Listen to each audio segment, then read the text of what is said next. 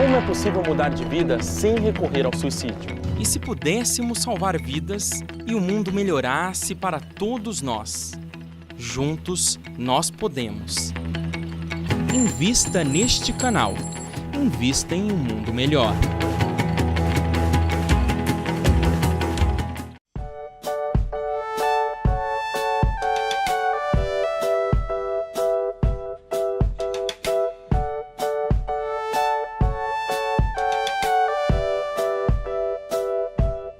Olá, estamos com o programa Mediunidade hoje falando sobre mediunidade na infância, fazendo uma síntese aqui, um resumo, e citávamos aqui alguns exemplos de mediunidade na infância e na adolescência. As irmãs Fox, por exemplo, que nós citamos, e nós poderíamos também citar as irmãs Budan, aquelas irmãs que foram tão importantes na codificação, que colaboraram com Allan Kardec, principalmente na publicação, na organização de O Livro dos Espíritos.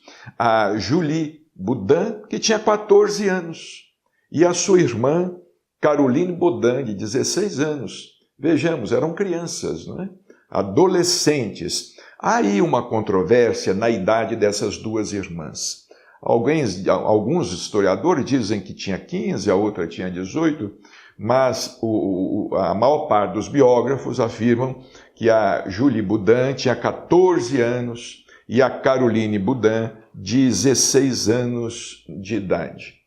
E é interessante nós pensarmos na mediunidade na infância, e nesse sentido Kardec faz mais uma pergunta. Olha aqui. Há, entretanto, crianças que são médiuns naturalmente, seja de efeitos físicos, seja de escrever e de visões. Terá isto o mesmo inconveniente?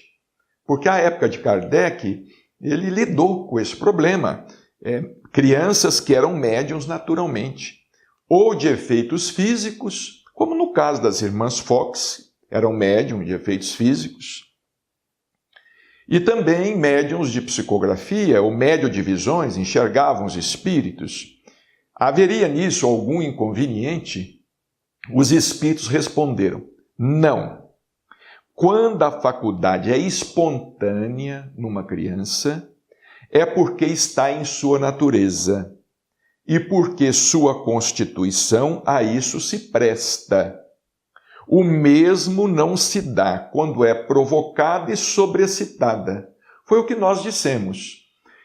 Quando a mediunidade é espontânea e continuar espontaneamente, é porque isso está na natureza da criança, do espírito. Agora, o que nós não devemos fazer, o que nós, os adultos, pais, não devemos fazer, é incentivar isso, fixar essa ideia na cabeça da criança, não é? Eu tive a oportunidade de ver Chico Xavier orientar muitos pais que traziam seus filhos mais jovens e adolescentes, e ele falava, olha, ainda é muito cedo, vamos esperar um pouco, por enquanto ela tem muita responsabilidade, precisa estudar, por enquanto vamos ter calma, vai frequentando a mocidade espírita, a evangelização, a mocidade espírita. E neste aspecto eu gostaria de fazer aqui uma observação. Surgem muitas notícias, temos lido muitas notícias acerca da reencarnação de Emmanuel. Não é? Porque Chico Xavier disse, antes de desencarnar, que Emmanuel reencarnaria, que ele voltaria à Terra, não é? Então, os espíritas mais afoitos, vamos dizer, sem maior assim discernimento, começam a especular. Não pode aparecer um menino com mediunidade que diz assim, Emmanuel reencarnado, não é? E já vimos aí várias notícias, porque, segundo Chico, Emmanuel, ele reencarnaria em torno do ano 2000, ou no final do ano 2000, ou em torno do ano 2000. Mas Chico nunca precisou data. correta, nunca falou o lugar e absolutamente nada. Então aparece às vezes uma criança com mediunidade, não é? Claro, é um menino, não é? Porque a gente imagina que Emanuel vai reencarnar como homem, pertencente ao sexo masculino, não é? Ninguém cogita que Emanuel possa reencarnar como uma mulher, no sexo, dentro do sexo feminino. Não, é? Não, e vê um menino que aparece, que vê espíritos, ou então que está escrevendo, logo fala, é Emanuel reencarnado. Isso atrapalha a criança, isso cria confusão na cabeça da criança, isso coloca o espiritismo, a doutrina, dentro de um ridículo sem tamanho. Eu já tive a oportunidade de lidar com uns 5 Emanuéis reencarnados. Eles falaram, está reencarnado ali, está reencarnado numa cidade de São Paulo, outro está reencarnado no interior de São Paulo, outro está em Santos, outro está não sei aonde, outro não está aonde. Essa especulação não tem nenhuma razão de ser. Mesmo porque Emanuel estando reencarnado, nós não sabemos quando ele vai ser chamado à tarefa espírita, nem com quantos anos. Eu ainda estava pensando esses dias, Allan Kardec foi chamado com 50 anos. Não é? Até os 50 anos de idade, 50 anos incompletos, não é? Isso aconteceu em 1854, Allan Kardec era simplesmente o professor, Hippolyte Léon Denisard Rivail.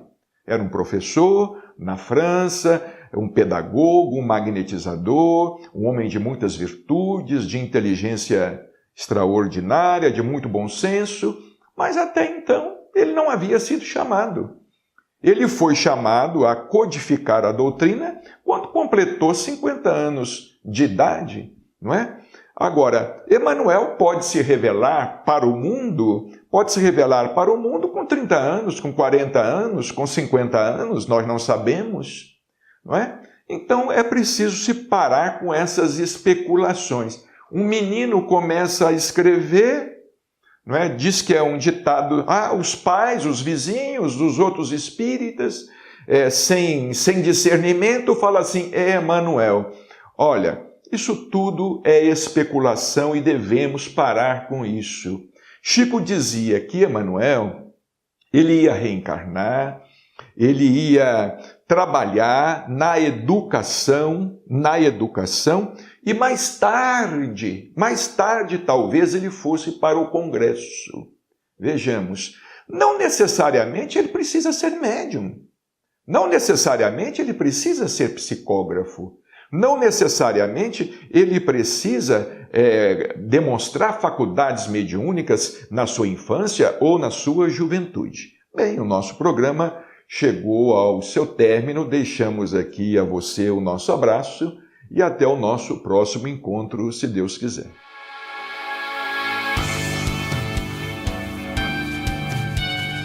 Com você, nós podemos levar Jesus.